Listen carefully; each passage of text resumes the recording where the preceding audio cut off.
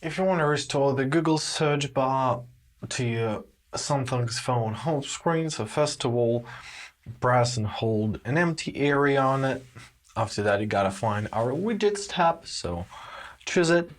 And then we're gonna find our Google search bar. So let's search for it. Here's our Google tab. Tap on this arrow near it.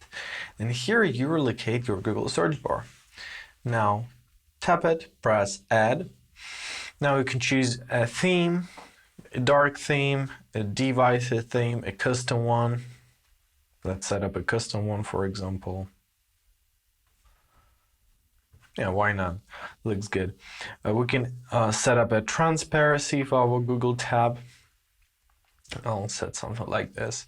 All right, after that, press back.